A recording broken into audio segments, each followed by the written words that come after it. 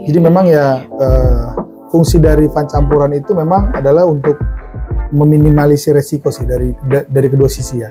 Dan juga bisa memaksimalkan juga nge-capture kalau misalnya either itu dari government bonds-nya bisa rally ataupun dari equity rally juga itu bisa nge-capture dua-duanya sih.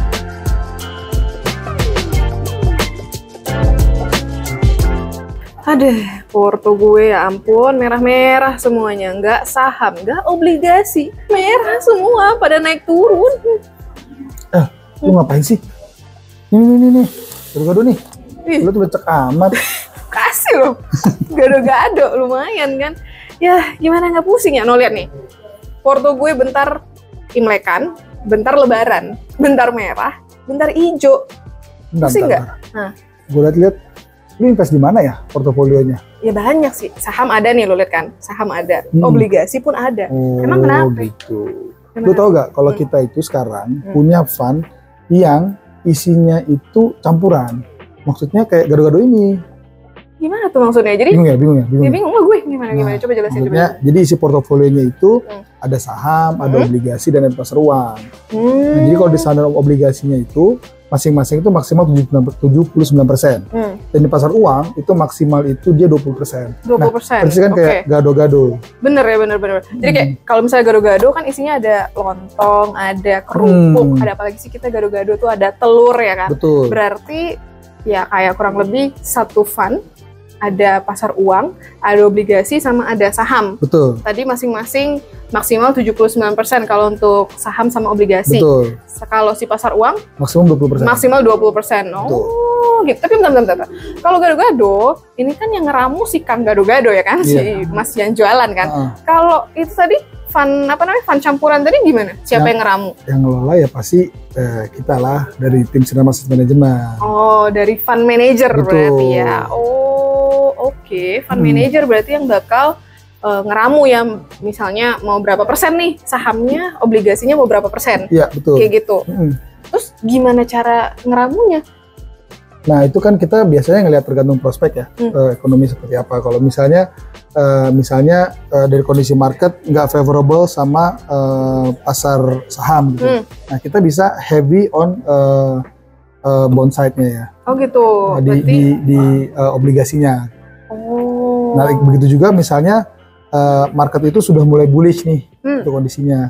Nah, kita bisa mengurangi tuh porsi bonds-nya tapi naikin untuk di sahamnya. Mereka seperti itu. Oh, berarti misal nih ya, kalau kelihatannya prospek kedepannya si saham ini kurang bagus misalnya. Betul. Berarti fund manager atau Sinar Mas Asset Management bisa ngatur ya kan. Betul. Bakal nurunin misalnya alokasinya buat si saham. Kayak gitu. Naikin yang di bonds. Nah, itu pintar tuh. Oh gitu. Berarti enak ya, kita nggak usah pusing nih. Kalau gue invest misalnya, gue invest di fund campuran, gue nggak usah pusing. Betul. Mau pindahin kemana ya udah diaturin sama fund manager. Betul. Tapi masalahnya Pak, ada risikonya nggak?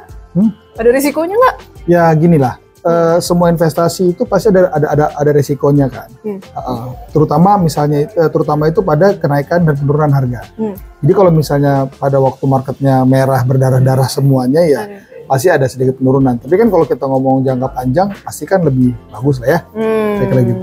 Berarti risikonya ya penurunan harga unitnya lah. Betul. Ya. Harga unitnya. Tapi ya kalau boleh tahu nih kan lo kebetulan kerjanya di Sinar Mas Asset Management yang ngelola si Mas Dynamic Fund-nya MSIG Life ya kan, Sinar Mas MSIG Life. Gimana caranya Sinar Mas Asset Management buat meminimalisir risiko? Kan kita nggak mau dong fund-nya turun terus. Ya jadi juga walaupun tadi kan kita bilang kan ada sahamnya, ada obligasi juga. Nah di obligasi itu juga kita ada dua jenis.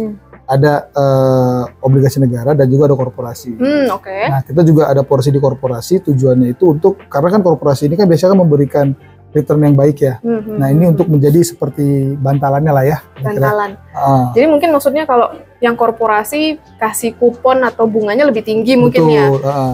Jadi untuk menjaga aja. Jadi biar apa ya namanya, buffer atau bantalan lah ya buffer, namanya. Jadi kalau misalnya equity atau sahamnya lagi turun, ada korporasi nih yang tetap ngejagain ya, yang bisa hopefully bisa ngejagain, berarti gitu ya. Oh gitu. Dari kuponnya. Dari kuponnya ya, berarti dari return kuponnya itu yang akan jadi bantalan buat si Mas Dynamic Fund itu. Oh gitu, berarti ya lumayan oke dong ya. Oke dong, masa nggak oke? Makan aja oke kok nih. Nah tapi itu kan tadi obligasi udah dikasih tahu tadi, ada obligasi korporasi sama ada obligasi negara. Yang lainnya apa? Ada saham kan yang pasti. Ada dong, nah, ada sahamnya saham. berapa persen tuh alokasinya? Nah untuk saat ini itu kita itu di equity itu kalau nggak salah di 45-47% ya equity-nya.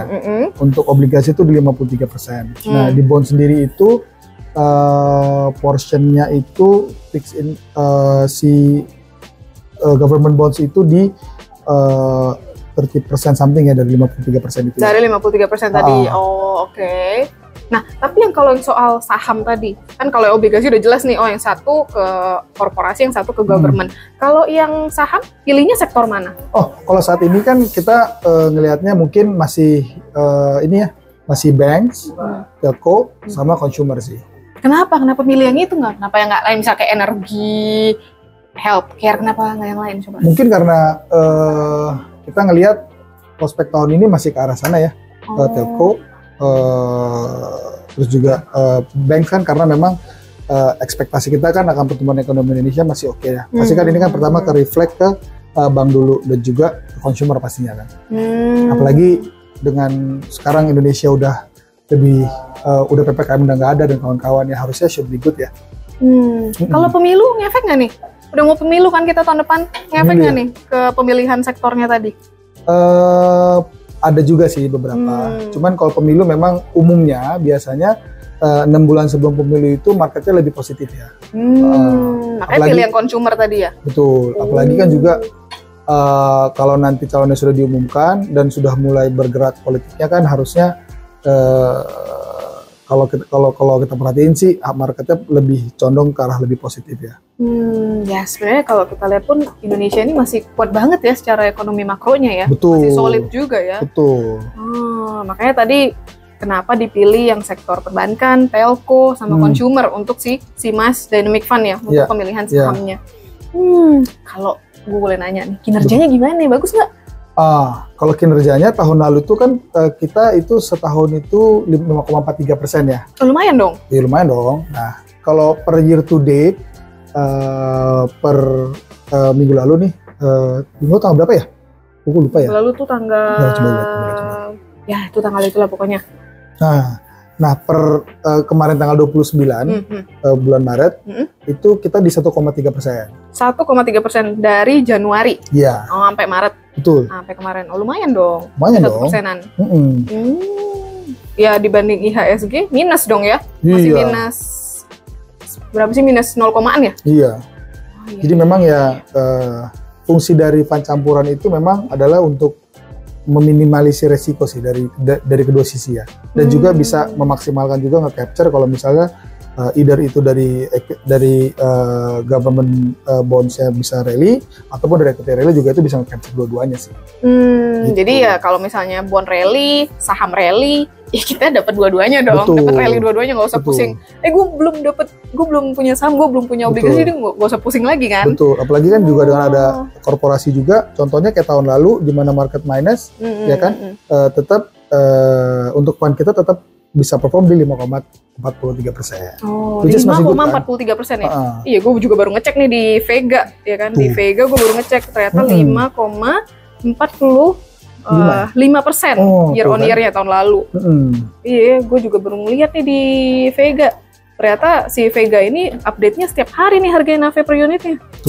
Iya, gue jadi bisa pantau di sini ya, jadinya ya gue nggak usah pusing lagi. Ya, baiklah.